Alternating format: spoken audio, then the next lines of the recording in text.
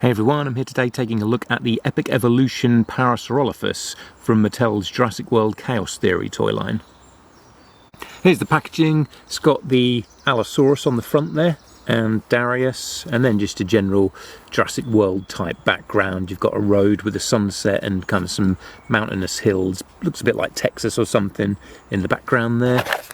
Then on the back, just walls of text in different languages, and it does show a few of the different dinosaurs in the line down there, and the Parasaurolophus there with its action feature.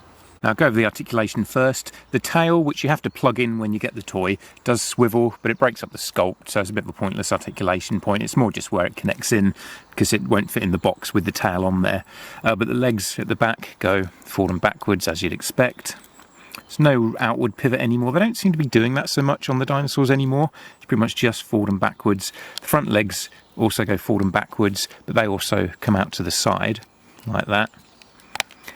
And then there's actually an articulation point at the mouth that opens up, much like the Hammond collection one.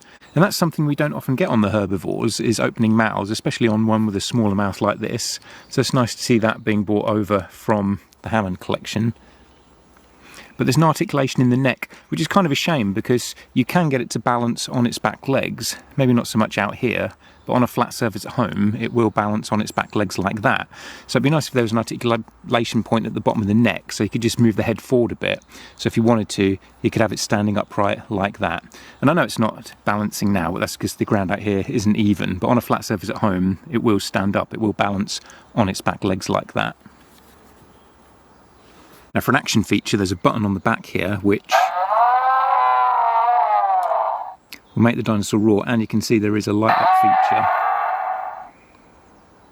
It's kind of in the neck there and the chest. It's kind of weird to have light up features on the dinosaurs like this. We've seen it before on the Indominus Rex, but you know, in the show the Parasaurolophuses did kind of glow in Camp Cretaceous, and they do show that a bit in the Chaos Theory cartoon, so it makes a bit of sense to have it lighting up. And you can see it kind of all through the chest there. And I do like the light up feature, even though it doesn't make too much sense to have dinosaurs lighting up like that. I kind of like it for some reason. It's just a kind of nice feature to have on them, that they light up. But just to compare it to some of the sounds we've had before, and this is in the older, I think this is the Camp Cretaceous Parasaurolophus actually. You know, that makes noises too.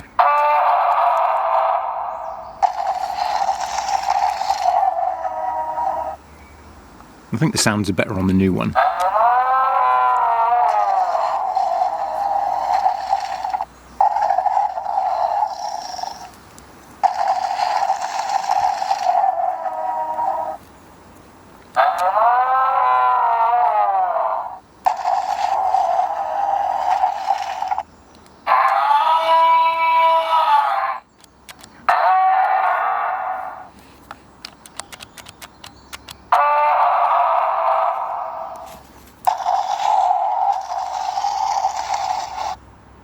It's got great sculpt on it. I mean, this is Hammond collection sculpt work now. I feel like the sculpting detail is getting better and better on these mainline dinosaurs, and you'll see it especially when I compare this to the older Parasaurolophus we got a few years ago. It's a really lovely looking sculpt. Even though I kind of wish there was a bit of articulation in the neck, without the articulation there, it does look really nice the way it's sculpted around there. And the head looks nicer than the other ones too.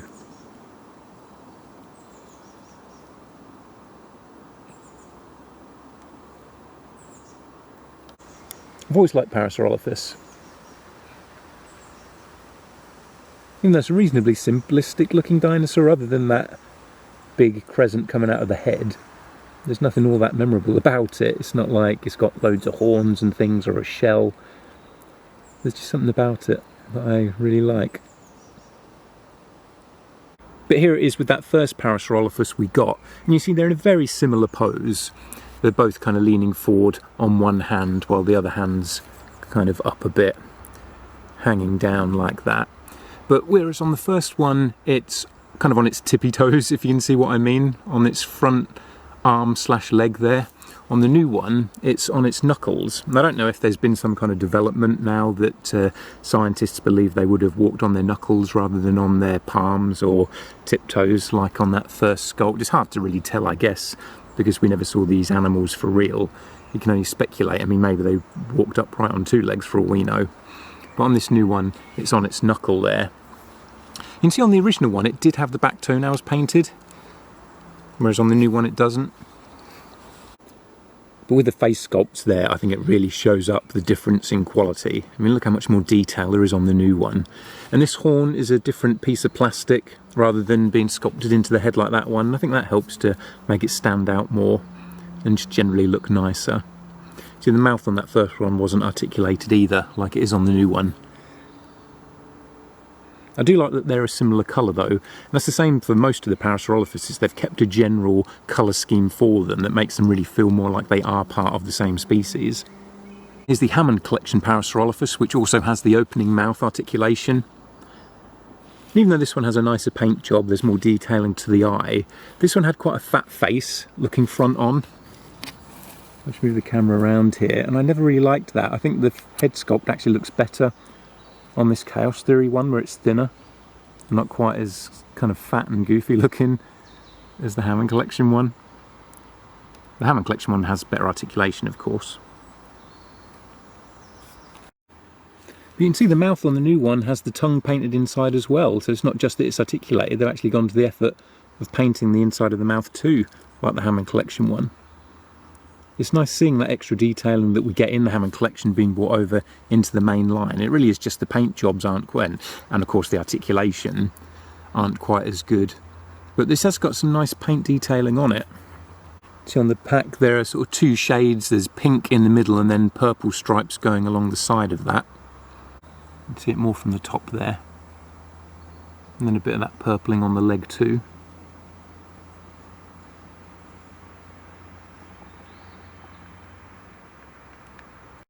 You can really see the difference there with the sculpt work, how much more detail there is on the new one. That original one's a lot smoother. Still has little creases and things sculpted into it, but nowhere near as fine as on this new Chaos Theory one.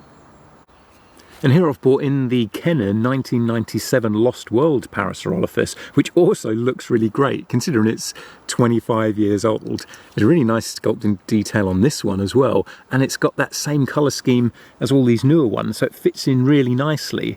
So if you can get this second-hand off eBay or something, it looks really nice, standing alongside all our Mattel Parasaurolophuses, if you want to build up a pack of them.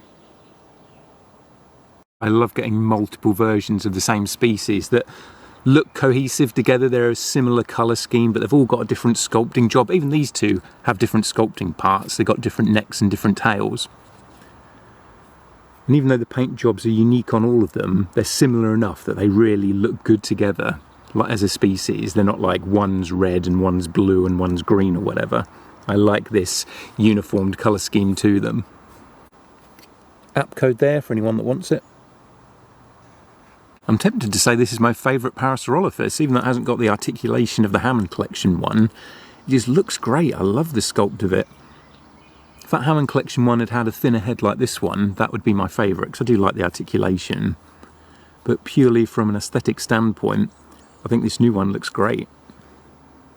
So thanks for joining me for this look at the Chaos Theory Parasaurolophus. What do you think of this guy?